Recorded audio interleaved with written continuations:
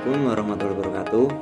Sebelumnya perkenalkan, nama saya Riza Nur Wahyudi, NIM A510190206 dari kelas 3D. Di sini saya akan menjelaskan mengenai perkembangan emosional anak sekolah dasar. Perkembangan emosional bukan hanya tentang rasa marah saja, tetapi emosional adalah bagaimana perasaan seseorang saat mengalami atau melakukan sesuatu. Contoh-contoh emosional pada anak. Yang pertama, frustasi, cemburu, iri hati, takut, khawatir, marah, gembira, bahagia.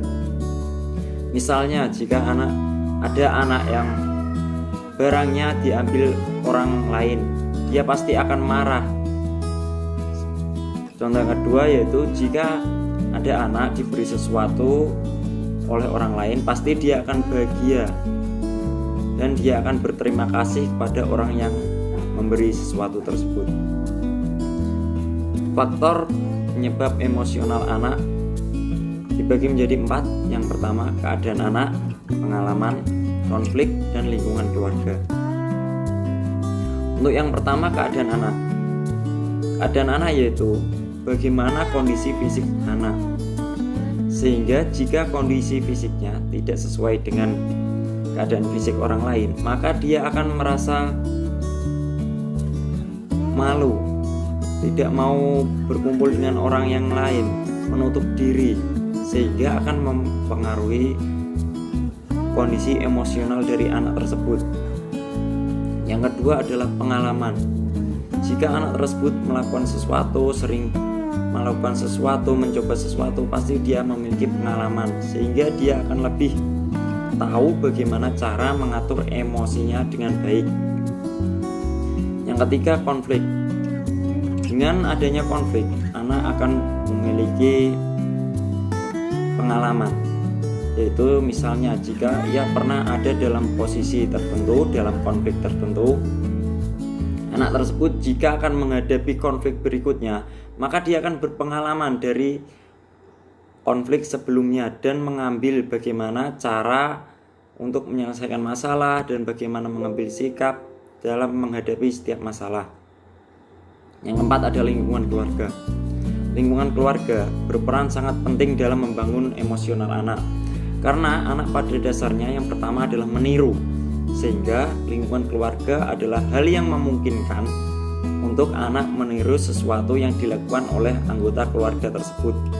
Sehingga lingkungan keluarga harus betul-betul mengerti, memahami, dan mengembangkan emosional anak dengan baik, dengan berbicara baik dan tidak berbicara kotor kepada anak, karena itu akan bisa jadi hal tersebut akan ditiru oleh anak tersebut. Selanjutnya yaitu karakteristik dari perkembangan emosional anak. Yang pertama, karakteristik tersebut adalah singkat dan tiba-tiba. Emosional anak terjadi secara singkat dan tiba-tiba. Misalnya, jika ada anak yang diganggu temannya, jika anak tersebut memiliki emosional pemarah, maka dia akan marah, langsung marah.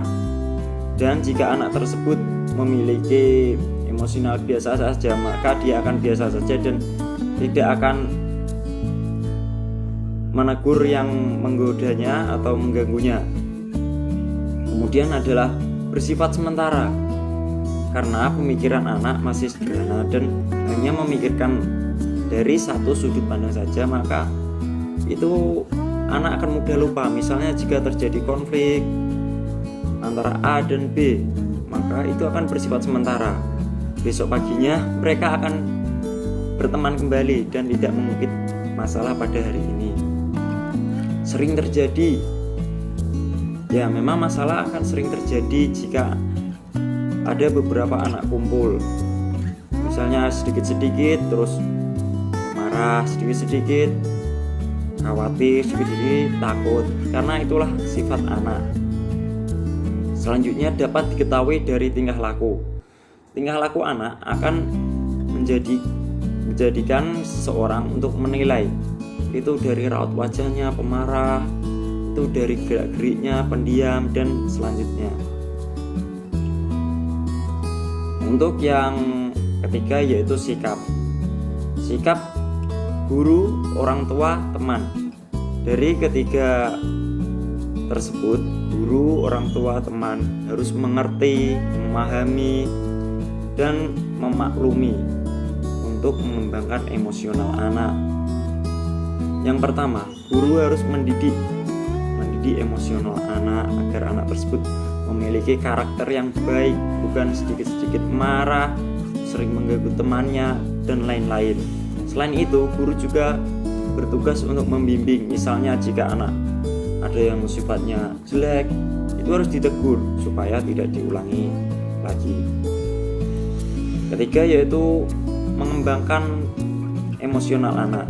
Misalnya jika anak yang sudah memiliki sifat bagus, baik, itu harus dikembangkan. Baik bukan hanya untuk kepada guru, orang tua, teman saja, tapi baik itu harus kita lakukan kepada semua orang. Misalnya orang yang belum kita kenal, musuh kita berusaha untuk baik sehingga kita memiliki karakter yang bagus juga.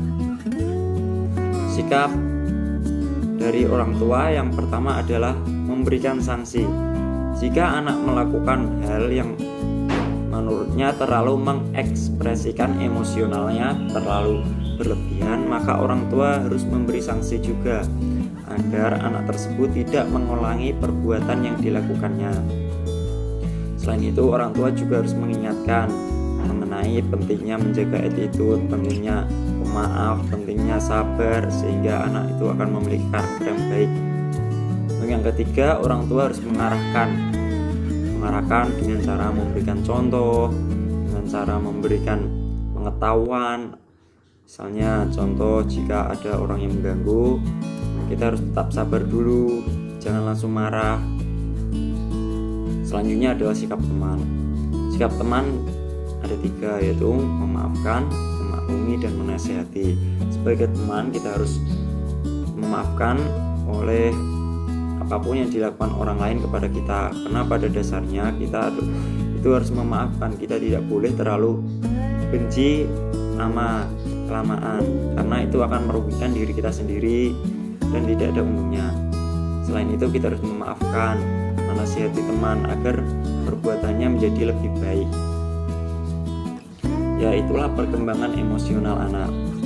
Kita sebagai guru harus mengerti dan memahami betul bagaimana faktor penyebab, karakteristik, dan sikap yang kita ambil untuk meningkatkan perkembangan emosional anak.